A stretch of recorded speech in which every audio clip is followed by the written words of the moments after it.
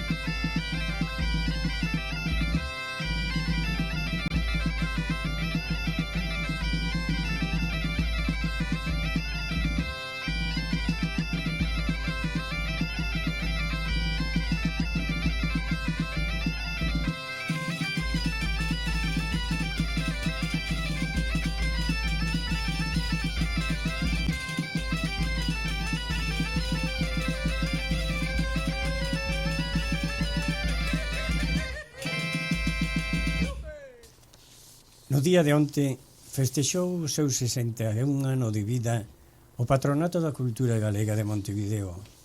Ocasión, amigos, moi feliz para recordar o nacemento daquela institución primaria chea de dificultades, de negacionismos e até de enemigos. Sin embargo, para aqueles soñadores a iniciativa xa non tiña marcha atrás. Conformaron entre eles un circio ético de compromiso con Galicia que foi valorado na terra como unha bandeira na Galicia atlántica, como chegou a definilo Ramón Piñeiro. Unha man de cultura e de amizade que dende América axudaba ao reverdecer da patria galega. Dicía Castelao que un pobo sometido á loita de dous idiomas acaba por non saber expresar o que sinte. E conta Castelao. Un día volveu a Galicia un mozo galego que estudiaba en Alemania. Era un poeta do seu tempo, romántico e liberal. Chamábase Nicomedes Pastor Díaz. E de súpeto descubreu na fala de Galicia un xeito insuperable de expresión lírica incomparable. Aquel día, amigos, rompeuse o silenzo. Despois naceron Rosalía, Curros, Pondal, Añón, Pedrallo, Conqueiro, e a fala impúxose como resistencia nativa. E o noso patronato, con limpa e pura habilidade, chea de frescura e de firmeza, abre no mes de San Xoán as portas no ano 1964, na rúa Río Branco, amostrando dende a súa biblioteca Manuel Quintela Freixo os asombrados galegos que Galicia e a súa cultura universal habían plantado semente nas terras charrúas. Feliz, varil e orgullosa de sí mismo, pero sobre todo presumindo dela sin a astucia dolorosa de ter que agachala no zurrón do olvido.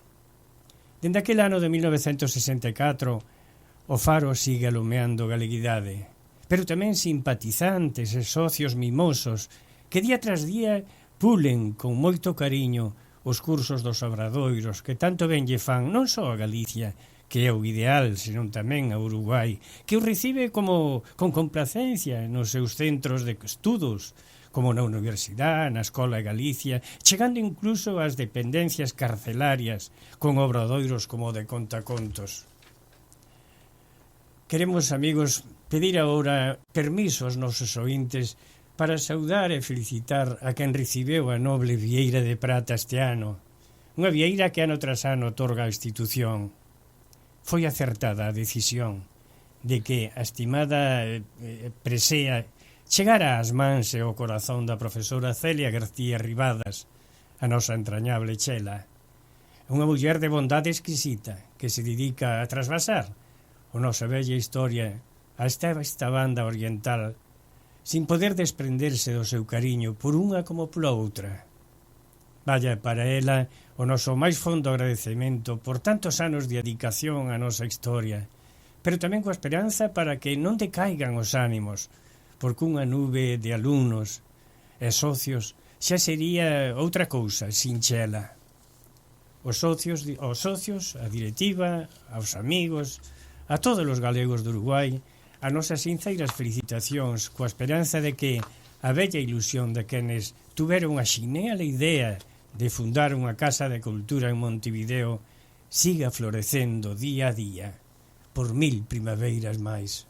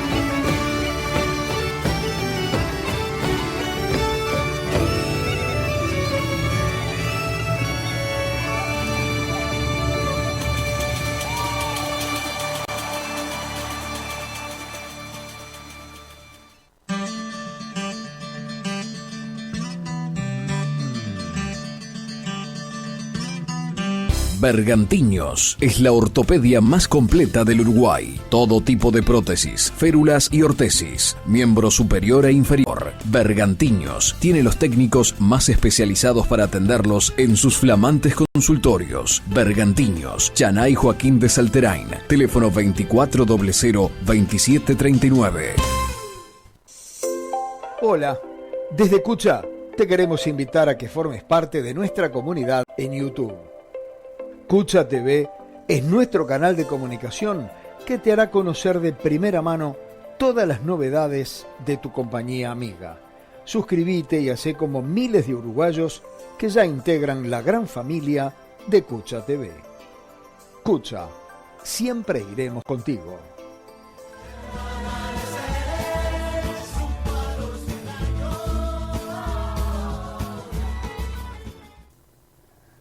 Ana, pareceme xusto que hoxe fagamos un recorrido pola historia do noso patronato, verdad?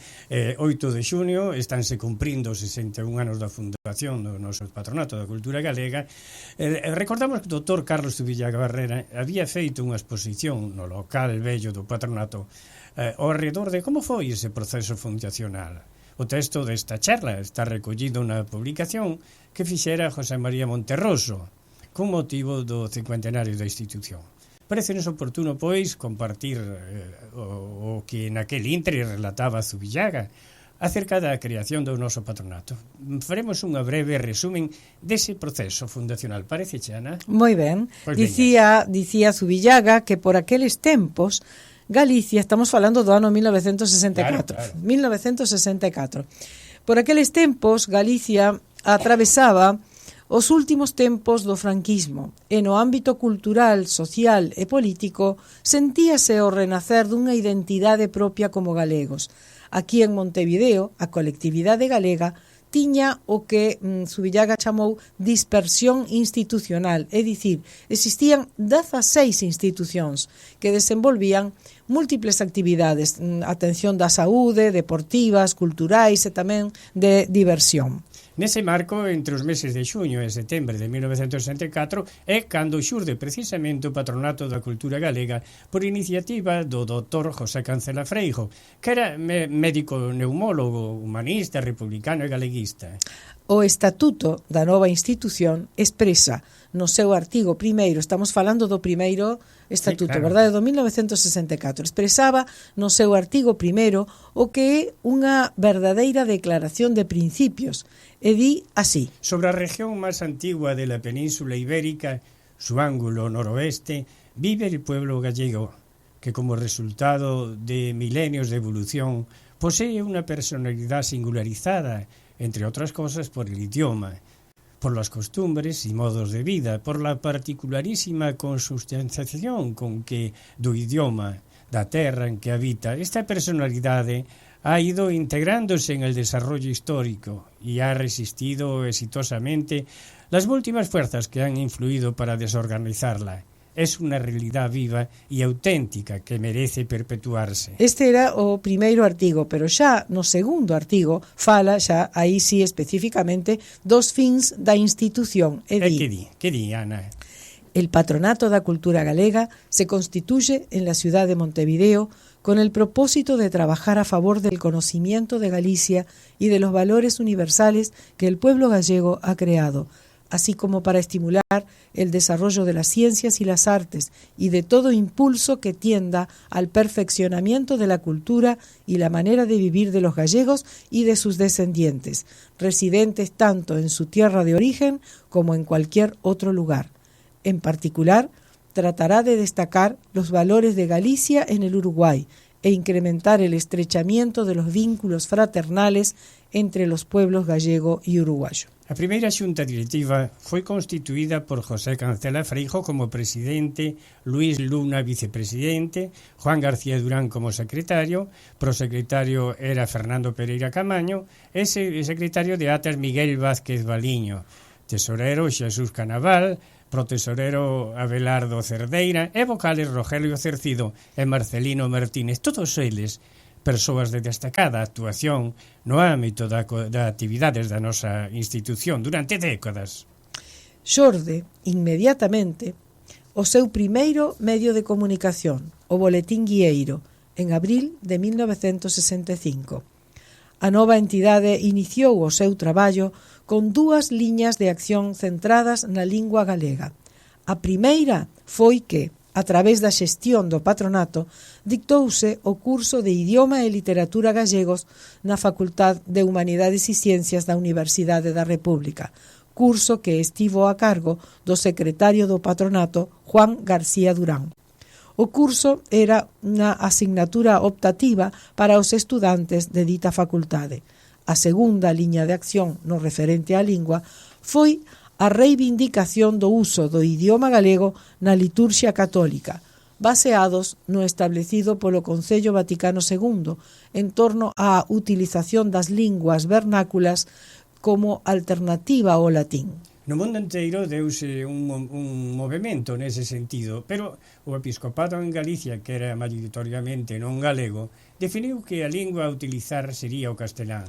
A reacción en defensa da identidade lingüística motivou que o patronato dirixise unha nota ao arcebispo de Santiago de Compostela, cardenal Fernando Quiroga Palacios, no que expresaba o seguinte: sendo un dereito humán xa universalmente recoñecido o de comunicar con Deus e ouvir a palabra dos seus ministros na lingua nativa da persoa creente, corresponde que nos templos de Galicia a Sagrada Liturxia e as predicacións se fagan polo menos na maioría dos casos na lingua galega. Os povos de Euskadi e Cataluña xa foron contemplados nos seus ancellos. Se o povo galego non é tratado como as outras comunidades idiomáticas, esa medida discriminatoria somente pode crear malestar. Ao mesmo tempo comenzou a organizar a celebración da misa en galego en Montevideo, primeiro na Igrexa do Cordón e logo na Catedral Metropolitana, feito que se mantén até os nosos días. Eses foron, digamos que, as súas primeiras liñas de traballo, verdad? Nos primeiros días. A partir dali, a tarefa do patronato foi ardua e infatigable.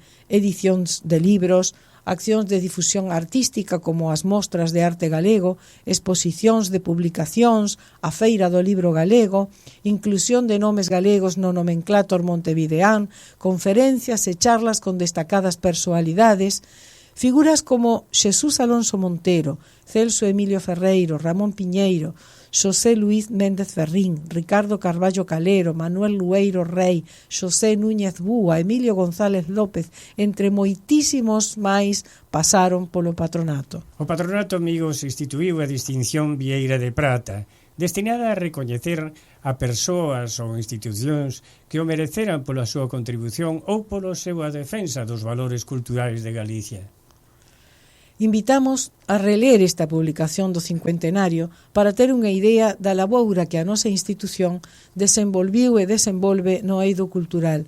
O patronato xurdiu cunha finalidade de reafirmación da identidade como galegos e de defensa dos intereses de Galicia. Ao longo de 61 anos, outras tarefas se foron incorporando e o día de hoxe continúa vixente e vivo grazas á súa xente mantendo os principios fundacionais.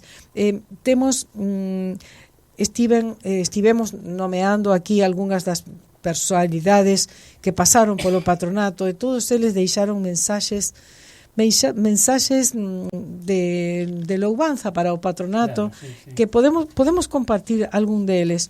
A ver. Por exemplo, o que nos dicía Xesús Alonso Montero. Sí, grandes. Sí, a ver, personalidades moi recoñecidas, tanto de Galicia como de Uruguai, claro. Que tamén eran, claro, estiveron aquí. Por exemplo, non nos encontras, non? A ver, que o tiña por aquí. Ramón Piñeiro dixo, por exemplo: ajá. A miña convivencia coa Galicia emigrada fíxome sentir unha plenitude interior que nunca máis esquecerei. Sempre pensei que Galicia, a Galicia verdadeira, ten 3 dimensións: a campesiña, a mariñeira e a emigrada. Alá na terra estou en contacto coas 2 primeiras, pero faltábame a experiencia da Galicia emigrada. Agora, despois de mergullarme cordialmente nela, síntome máis galego, síntome plenamente galego, Penso, sinceiramente, que esta experiencia marcou o meu espírito para sempre. Con fonda gratitude pola xenerosa acollida que me dispensaron, quero declarar a miña admiración e a miña adhesión ao labor exemplar destes irmáns na terra que viven lonxe da terra. Firmado por Ramón Piñeiro, que, bueno, cando estivo polo noso patronato. E así temos tamén a mensaxe de, por exemplo, Antón Alonso Ríos, que dixo: coa alma chea de ledicia diante da obra que co pensamento na terra, con vívido sentimento patriótico cumpre este patronato da cultura galega, afirmo a miña testemunha de admiración e louvanza aos pioneiros de tan outa mostra de amor a Galicia e á súa cultura. E así temos moitísimos máis. Sí.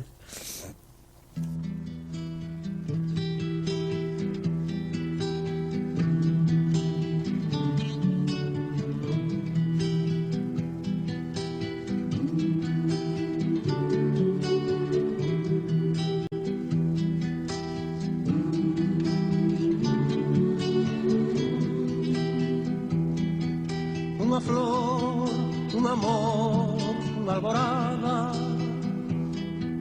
unha fonte, un río, unha praia, unha estrela, un camiño, unha alma, unha terra, un pobo e unha fala. A maneira de buscar o noso pan, unha forma de bailar no noso chan.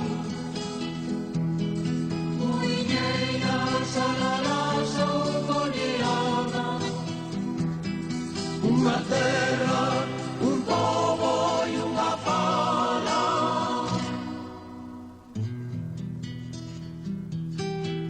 Un viñedo, un carballo, unha gaita, a morriña espallada polo mundo, a muller que na casa está enlinada, unha terra, un pobo e unha fala. Castiñeira, Carballeira, Romería, Eirexados, Mosteiros, Candeiría, Redolleras, corredoiras, enfruxadas, unha terra, un pobo e unha fala.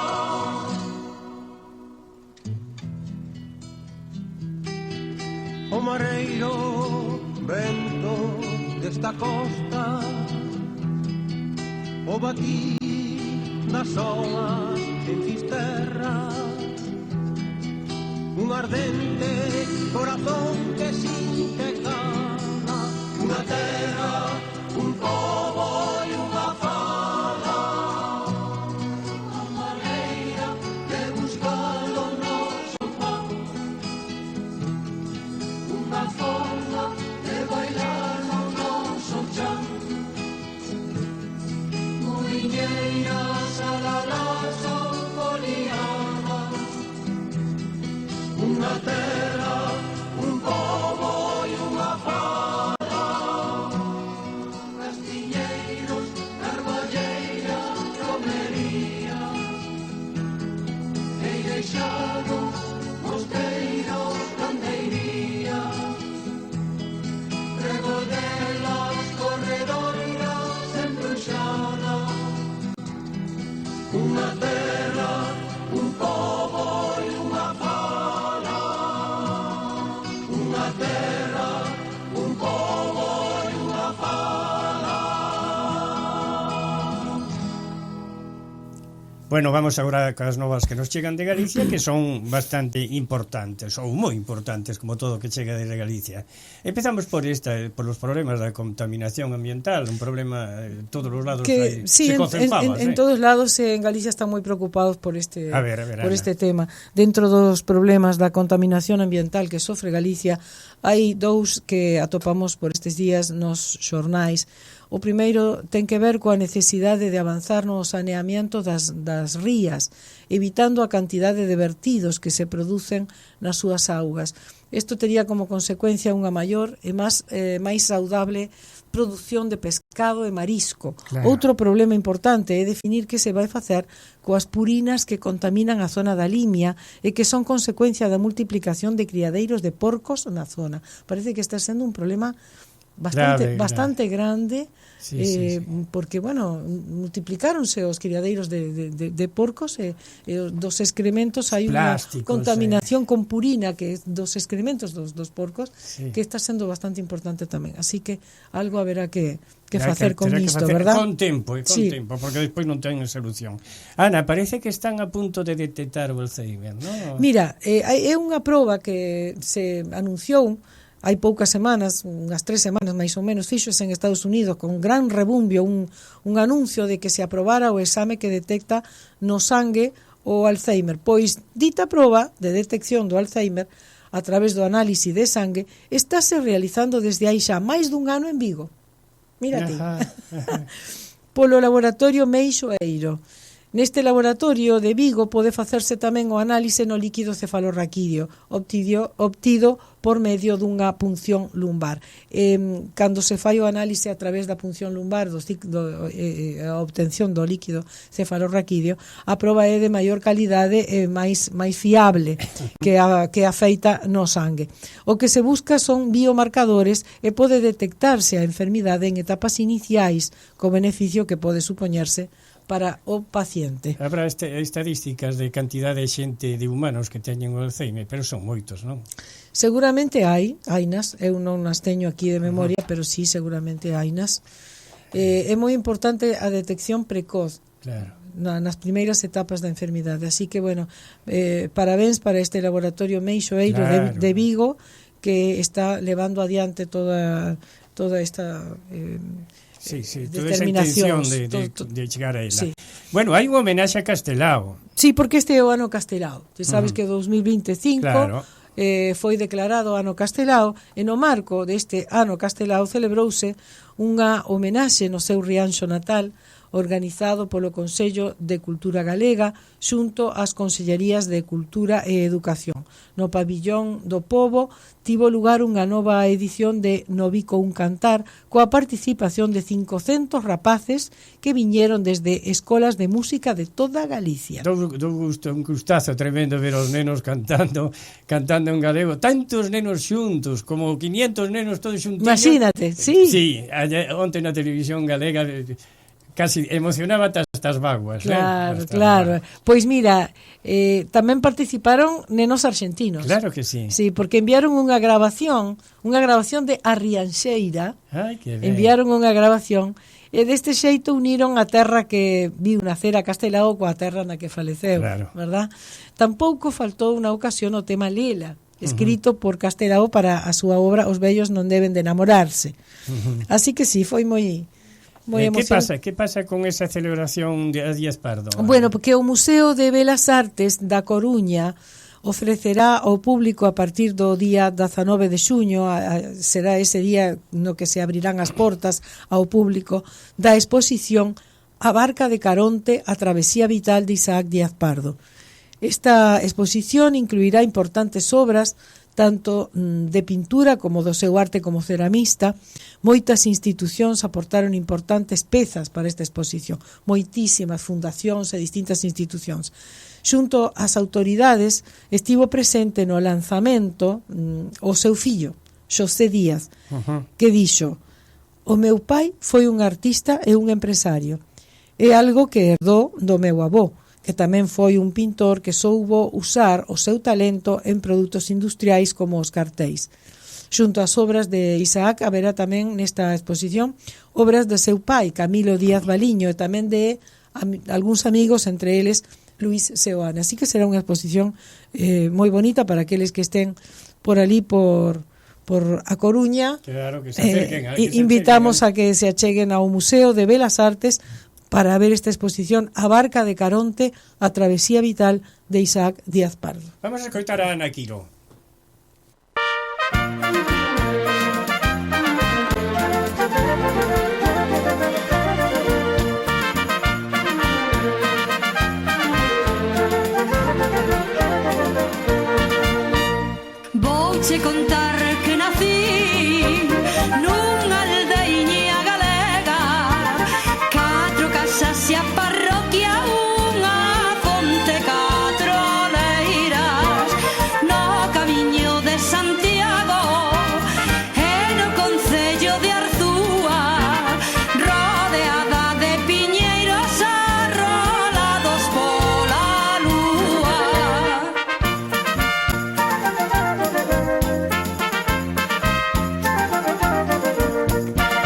Chorei por primeira vez nunha casiña pequena.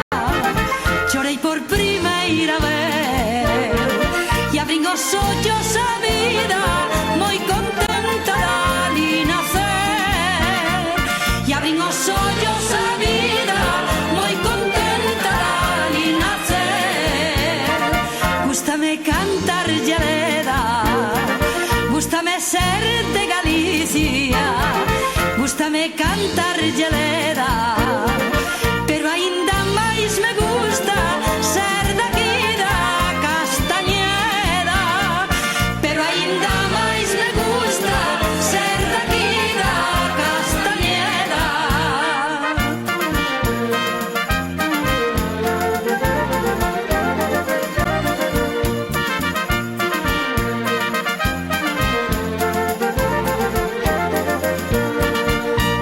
A miña aldea ten río, ten prados e carballeiras, castaños, millo, centeo e un ceu cheiño de estrelas. É unha virxen moi branquiña, pequeniña e feiticeira, a quen lle rezamos todos por nós e pola facenda.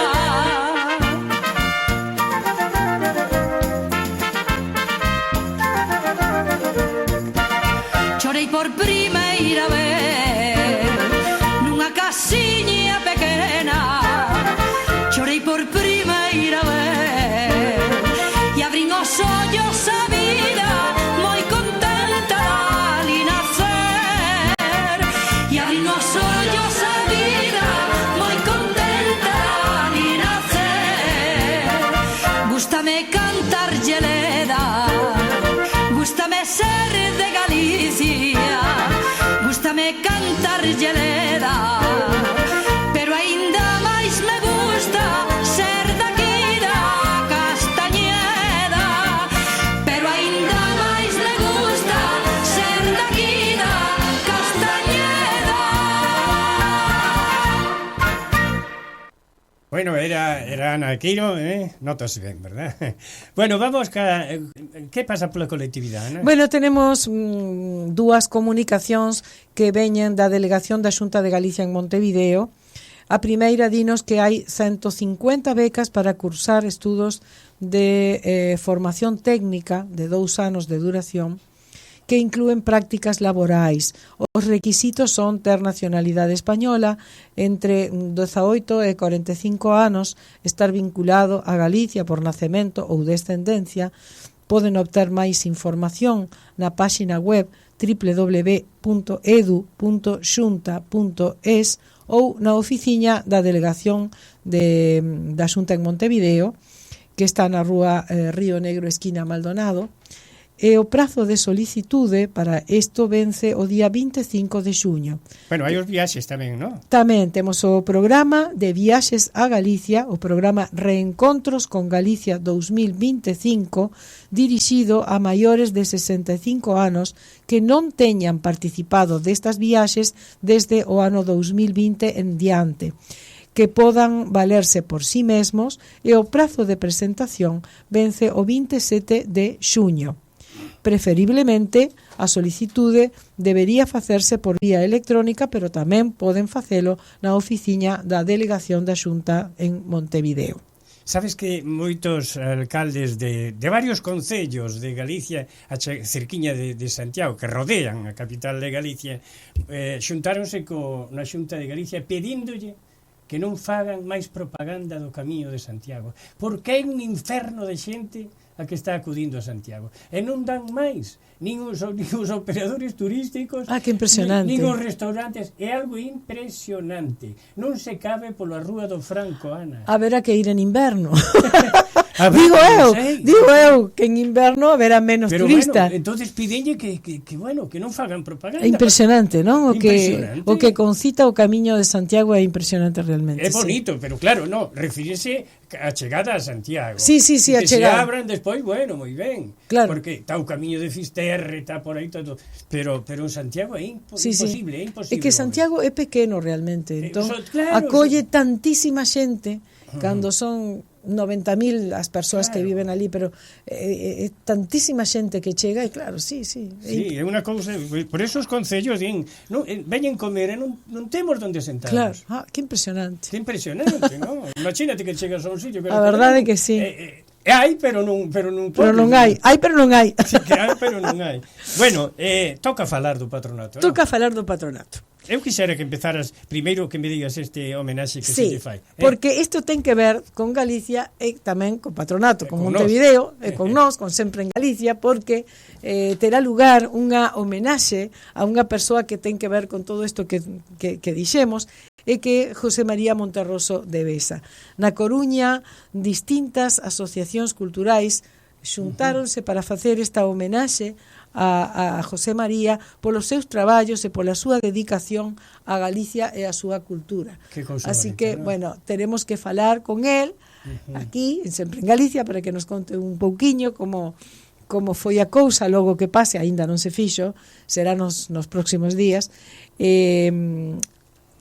Os nosos parabéns, por suposto, para Monterroso. Ti sabes que Jaime Clara, o periodista ese de Sarandí, vive cerquiña da miña casa, ao lado da miña casa.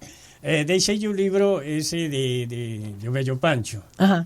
Quedou impresionado porque fora un galego uruguayo, como en este caso é Monterroso, que fixera a traducción ao galego dos versos de O Vello Pancho.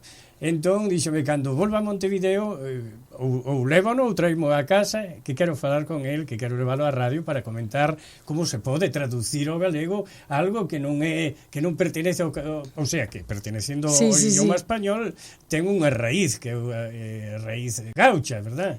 Claro, que é moi particular o xeito de falar do Claro. Bueno, pois felicitacións a Monterroso, merecio, porque por suposto, sí. Eu creo que desde que tiña 15 anos dedicouse con todo o corazón a todo o que ten que ver con Galicia.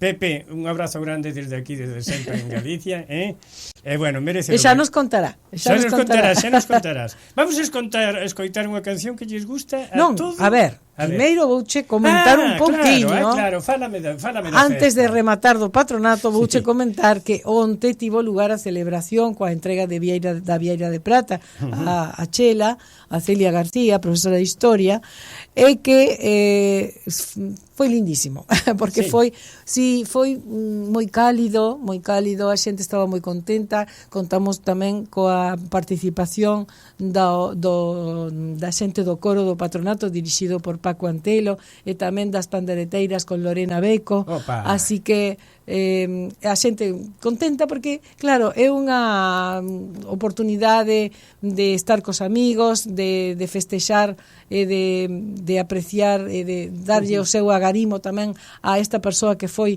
homenaxeada como é Chela, que é unha profesora moi querida no patronato. Así que foi lindo, foi un lunch onte pola noite, estivemos ali todos xuntos. Pero ademais é unha cousa que é corta, verdad? Porque non é unha cousa de pasar toda a tarde aí comendo, charlando, bailando, senón ter unha reunión máis bien familiar, non? Sí, era un ambiente, sí, de certo xeito parecía algo familiar, porque bueno, estaba cheo de amigos. Entón, sí, foi moi lindo. Un momento en que todo o mundo se saluda, en que todo o mundo se aprecia, todo o mundo se divirte. Sí, estivo moi ben, sí. A verdade é que foi precioso. Asistiron, sí?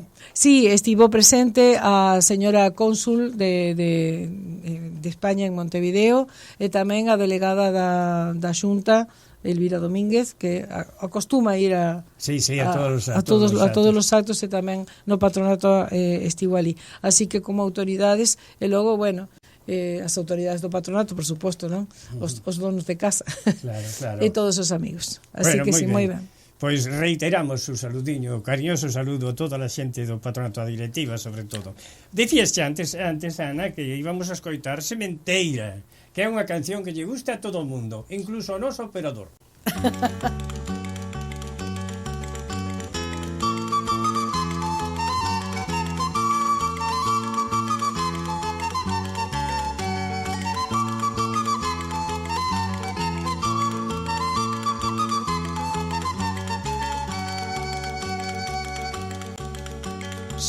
Sementarei, loguiño de clarear, en tanto no pobo medre, un meniño, un bello e un cantar.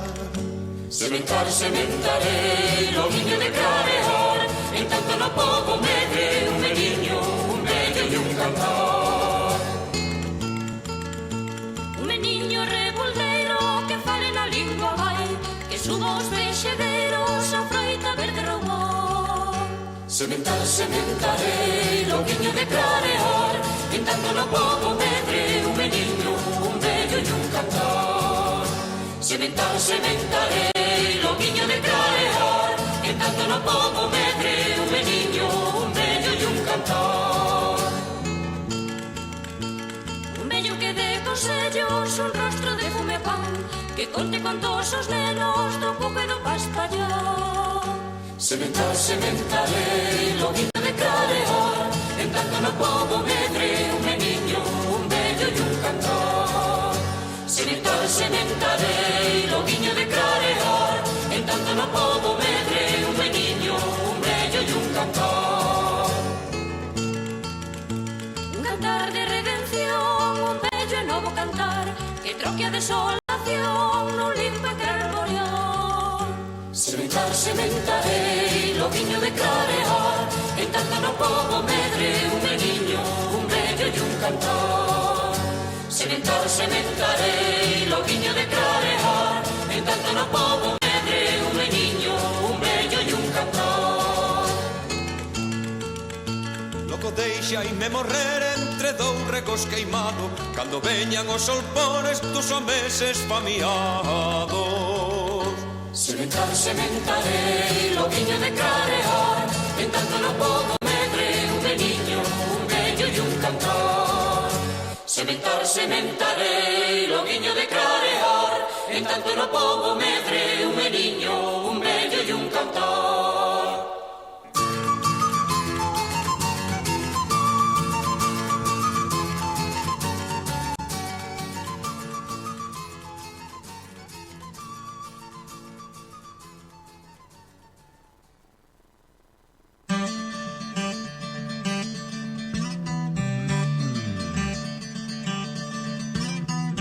Bergantiños es la ortopedia más completa del Uruguay. Todo tipo de prótesis, férulas y ortesis, miembro superior e inferior. Bergantiños tiene los técnicos más especializados para atenderlos en sus flamantes consultorios. Bergantiños, Chanay Joaquín de Salterain, teléfono 2400-2739.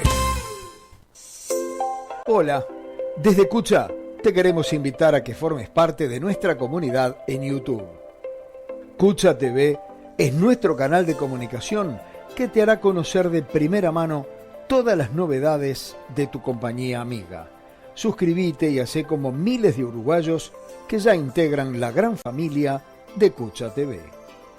Cucha, siempre iremos contigo.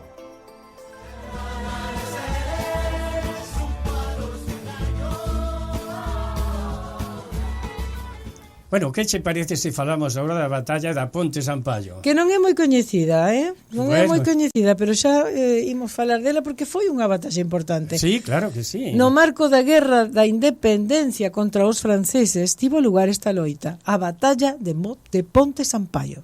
Tratouse dun dos máis extraordinarios episodios da Guerra da Independencia, no que o pobo galego botou fora o exército de Napoleón, loitando co que tiña a man, arados, paus e cañóns de madeira. Cañóns de madeira, que eu vin unha foto, é unha cousa moi curiosa. Sí. Recordemos que Napoleón, logo de entrar en territorio español de camiño a Portugal, tentou tomar España coa intención de poñer como rei o seu irmán Xosé Bonaparte. A loita contra os franceses levouse adiante en moitas partes, pero hoxe lembraremos o que aconteceu en territorio galego, máis especificamente no Ponte Sampaio, porque ese feito sucedeu nunha data como a de hoxe, pero do ano 1809. As cousas sucederon así. Primeiro, os franceses tomaron Galicia rapidamente. O seu exército era moito máis numeroso e poderoso que o exército español. En cuestión de 20 días, o territorio galego estaba en mans dos franceses. Pero non contaban estes coa forte vontade dos galegos cando se trataba de recuperar a súa terra. 2 meses máis tarde, os galegos comezaron a reconquista da súa terra galega. Pelexando con paus, machadas e o que tiñan na man, a primeira liberación foi a de Vigo, vencendo os franceses comandados polo mariscal Ney, que non puido coa forza dos galegos.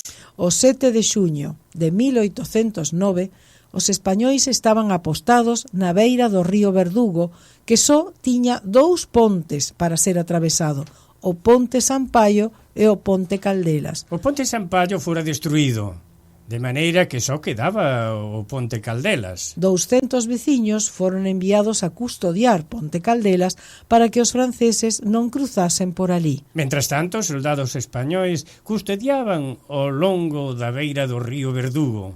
Pero o seu armamento non era suficiente. Entón os veciños puxéronse a fabricar cañóns de madeiras, os chamados cañóns de pau, feitos de roble, a madeira máis dura da zona. Os franceses tentaron cruzar o río polo Ponte Caldelas, pero os veciños impedírono cos seus cañóns de pau. Tentaron cruzar o río pola parte do Ponte Sampaio, destruído, pero tampouco foi posible. O mariscal Ney, vendo que non podía cos galegos, decidiu retirarse. O amanecer do día 9 de xuño de 1809, ao presenciar un silencio total da outra beira do río Verdugo, os galegos comprobaron que os franceses fuxiran. A batalla de Ponte Sampaio finalizou a ocupación francesa en territorio galego e Galicia foi liberada. Esta é a importancia desta batalla, que foi a última, claro. Digamos, a primeira foi a primeira victoria, digamos, a expulsión dos franceses de territorio galego foi a de Vigo. E a última foi esta do Ponte Sampaio no río Verdugo. Claro que sí, así claro. Que esa é a importancia desta batalla, que finalizou, foi a batalla que finalizou a ocupación francesa en territorio galego. Vasme contar un conto, non? Logo deste tema musical vouche contar un contiño moi bonito que se chama O que é a xente. Pero eso logo. Moi ben, pero como estábamos falando do Ponte Sampaio, vamos a falar vamos a poñer unha música. A historia de Galicia. Vamos a poñer unha música. A historia de Galicia e a música. Aí está, veña.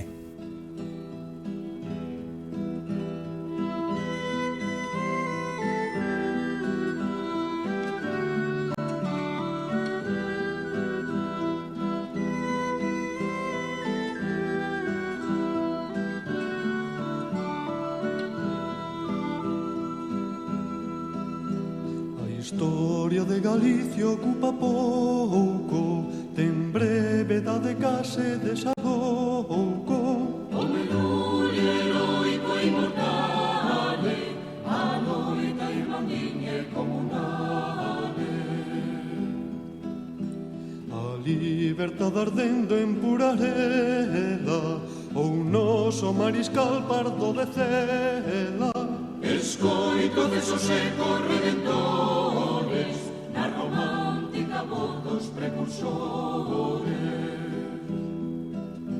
Que se fixo guieiro e profecía en Antolín, Faraldo e Rosalía. Heroicos fusilados de cabales, versos de puro signo de bondade.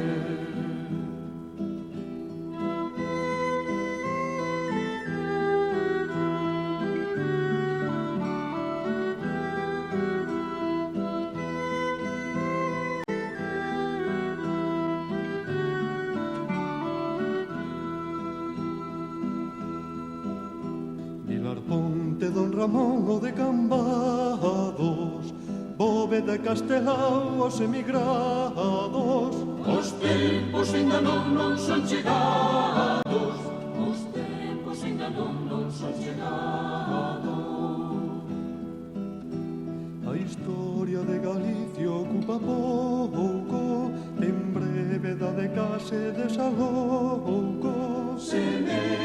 estás contra la vida, povo galego resignado e suicida.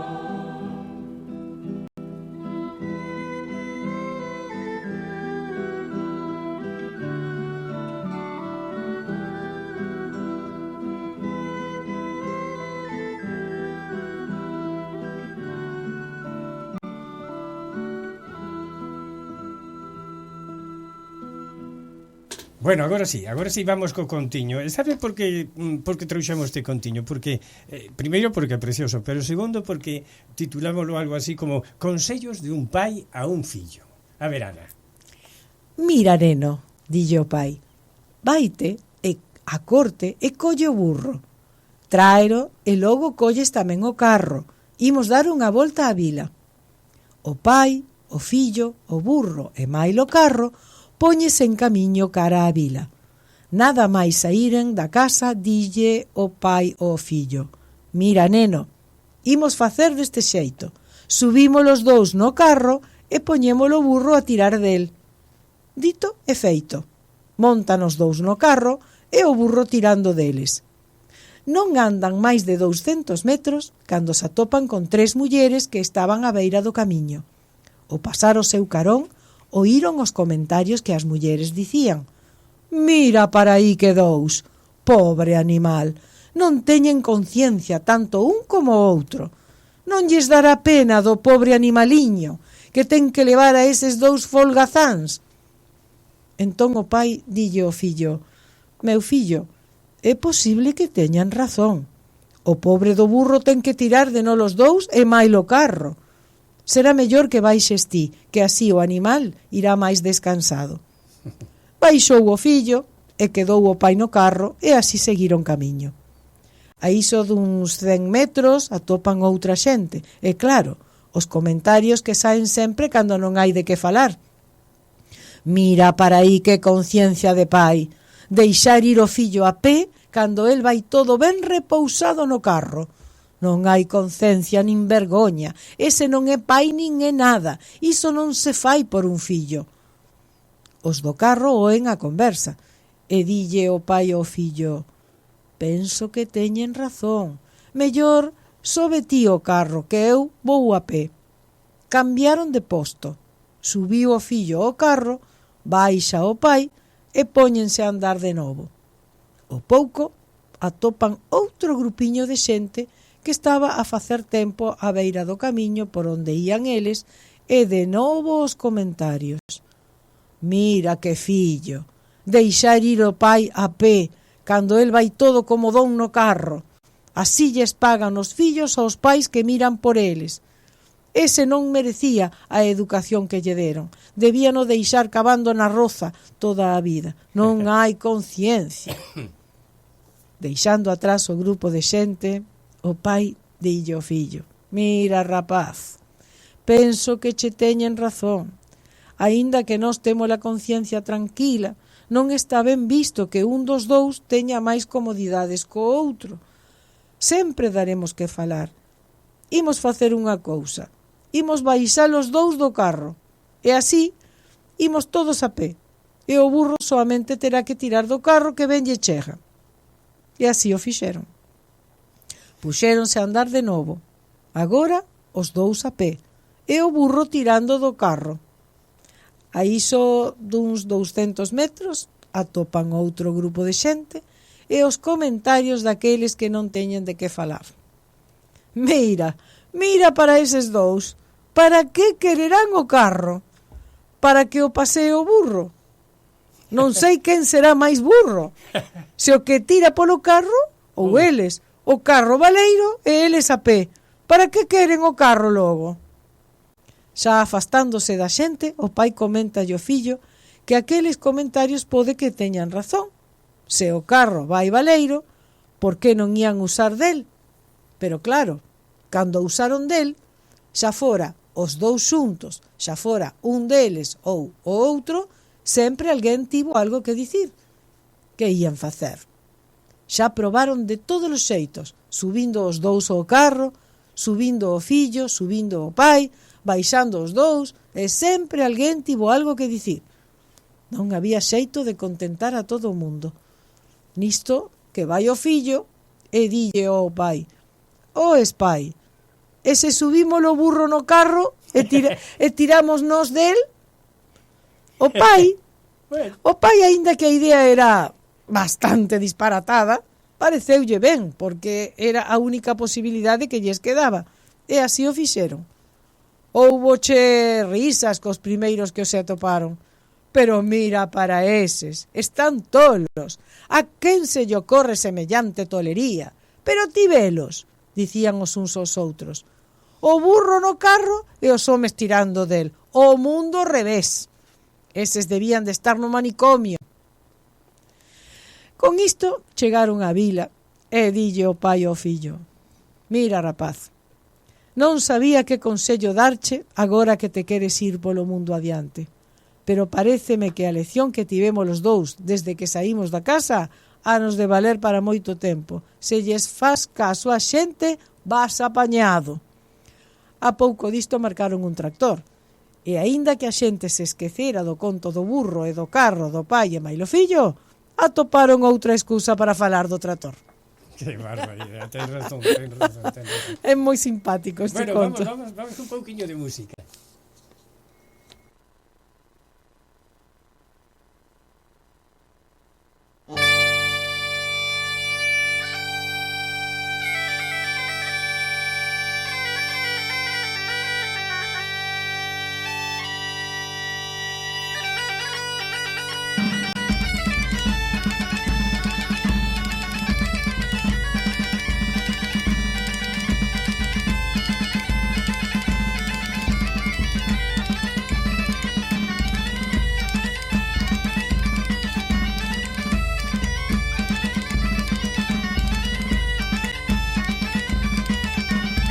Foi todo por hoxe, amigos. Volveremos o domingo ás 9 de mañán aquí en Sempre en Galicia. Moitas felicidades outra vez máis ao noso Patronato da Cultura Galega. E ata o vindeiro domingo.